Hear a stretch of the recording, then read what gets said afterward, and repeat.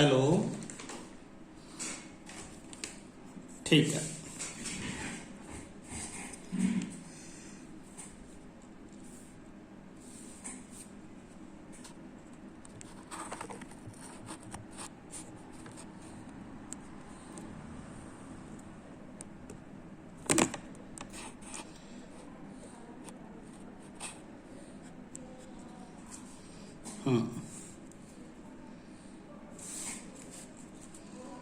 जब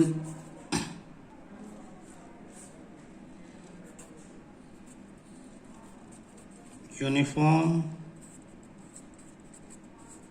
circular motion,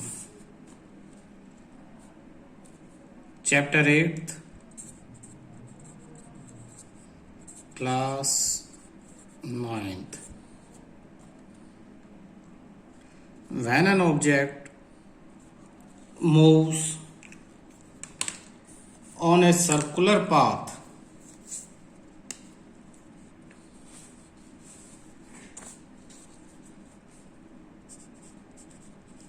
when an object moves on a circular path with uniform speed,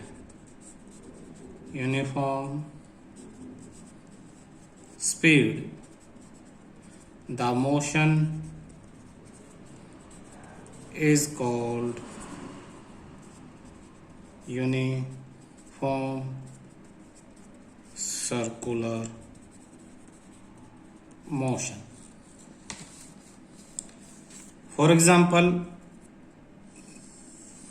this is a circular path, center और ये radius.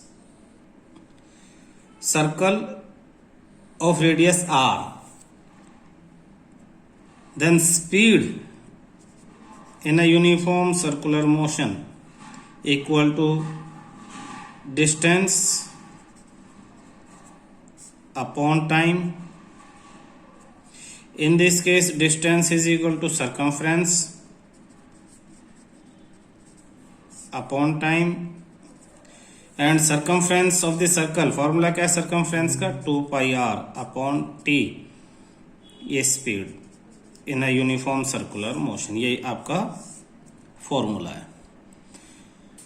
जो specially याद करने वाली बातें यूनिफॉर्म सर्कुलर मोशन में है, उनमें से पहला टॉपिक जो आपको नोट करना है,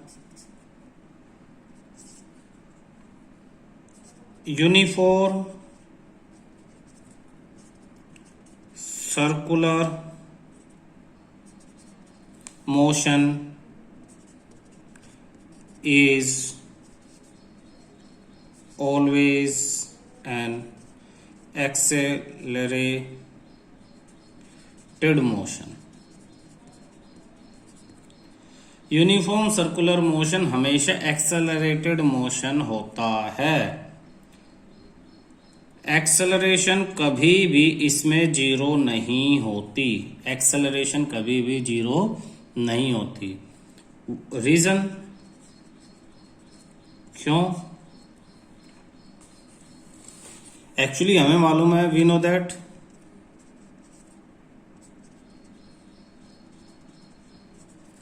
acceleration is change in velocity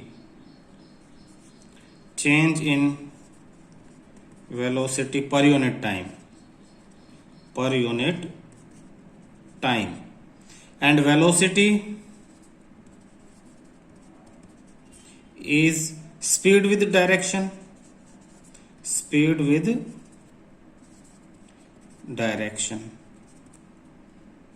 acceleration तो चेंज इन वेलोसिटी है, और वेलोसिटी स्पीड विद डायरेक्शन है. और हम देखते हैं कि यूनिफॉर्म सर्कुलर मोशन में स्पीड तो कांस्टेंट है, स्पीड में कोई चेंज नहीं होता, बट डायरेक्शन ऑलवेज चेंज होती रहती है, जिसकी वजह से वेलोसिटी में चेंज आता है और हमेशा एक्सेलरेशन होती है. It is always accelerated motion. Uniform circular motion is always accelerated motion. Therefore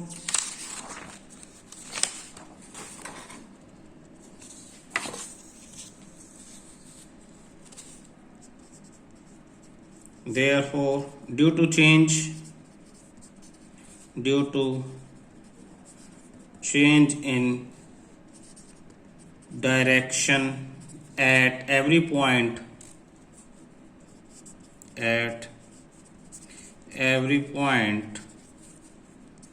there is change in velocity at every point, and hence called accelerated motion. Meaning समझना बेटा, मीनिंग अगर यूनिफॉर्म वेलोसिटी होती है, uniform velocity का मतलब है no change in velocity, no change in velocity का मतलब है v minus u equal to 0। तो एक्सेलरेशन का formula v minus u upon t यानी 0 अपॉन टी यानी 0।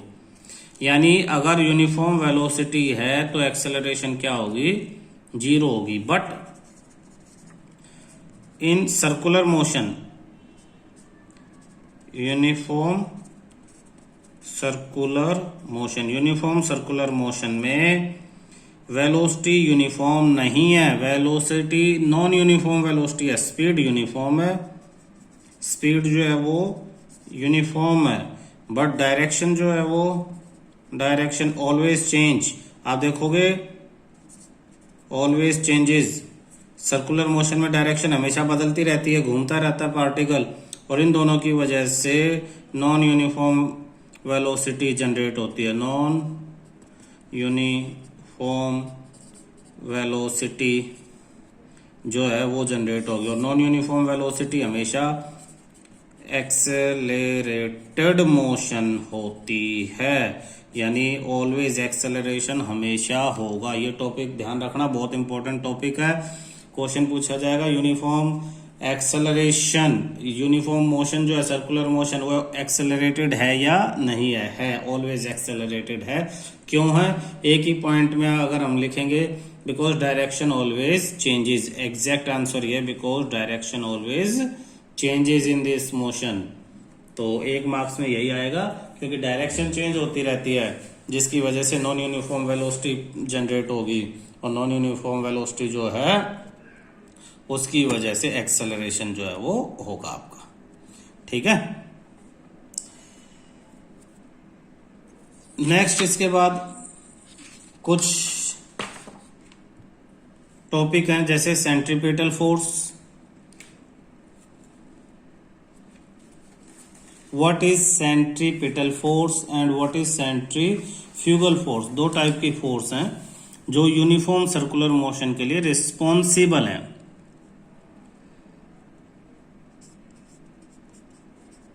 centripetal force, the force on object toward the center, due to which circular motion takes place। Object पे centre की तरफ हमेशा एक force लगता है जिसकी वजह से सर्कुलर मोशन होता है। आप एक धागे से एक पत्थर को बांध लो और उसे गोल गोल गोल गोल आप घुमाते हो, तो ये जो धागा सेंटर की तरफ इस पत्थर पे हमेशा फोर्स लगाता है, वही सेंट्रीपिटल फोर्स है। इसके अलावा एक फोर्स है centrifugal force. Centrifugal force, the force opposite to centripetal force opposite and equal to centripetal force which maintain the circular path of the object। हमेशा सेंट्रीपिटल फोर्स के अपोजिट एक बाहर की तरफ सेंट्रीफ्यूगल फोर्स भी लगता है। अगर सिर्फ अंदर की तरफ फोर्स लगेगा तो ये ऑब्जेक्ट सेंटर पे आगे रहेगी। तो इसे बैलेंस करने के लिए इक्वल फोर्स बाहर की तरफ भी लगता है, तो दोनों इक्वल एक दूसरे को कैंसिल आउट और ये ऑब्जेक्ट सर्कुलर मोशन पे मूव करती रहती है।